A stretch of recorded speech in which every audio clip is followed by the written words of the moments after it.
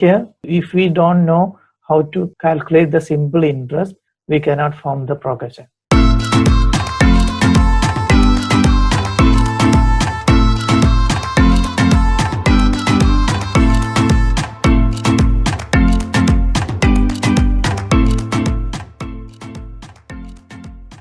To find the nth term of an AP, if the first term is A and common difference is D, the formula is AN is equal to A plus N minus 1D. And we discussed some applications. Okay. The next question, one person deposit 1000 rupees in a scheme which gives 8% simple interest. Okay. And we want to find the interest for each year and we want to form an arithmetic progression. It will be, we want to check whether it is arithmetic progression or not. And then we want to find the interest for 30 years. 30 years. Okay. So that's the question. The 1000 is the initial deposit. In the formula we say the principal amount. Okay. And the rate of interest is R. We can denote 8%. And number of years T, time period, we can take as 30.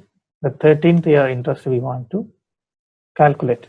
Okay. So what will be the interest for first year? I simply denote it by I1, the interest for the first year. So we know the formula PRT by 100. So P is 1000. So 1000 into R, rate of interest is 8 into T, first year. The first year N will be 1. The time will be 1.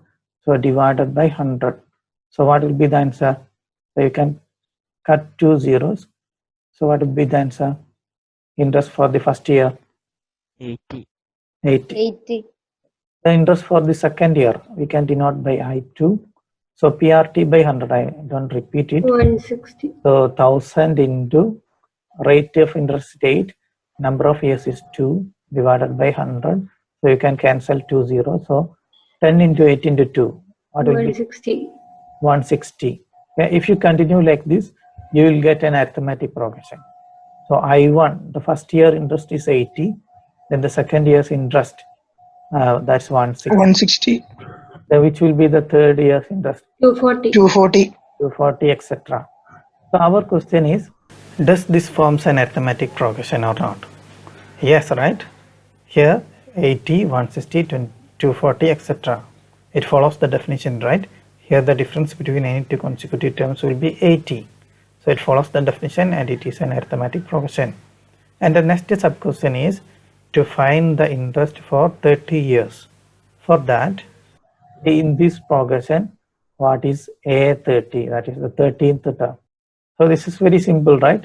So we need to add A1 plus 29D, right? So here the answer 2400. Yeah. Okay, here A30 will be A30 is equal to A, the first term plus 30 minus 1D. 30 minus 1D means 29D. 29D we want to add. So that means A is 80 plus 29 times D, common difference is here. What is the common difference? 80. 80. So 29 times 80. Okay. So we can do this calculation and then you will get the answer. So this is very simple question. So the sequence may not be given. The arithmetic progression may not be given directly, but it may be like some stories or like any ideas we discussed in smaller classes, any mathematical idea. So using some ideas, you want to develop the sequence first, the progression first. Then you want to do you want to answer the question. Okay.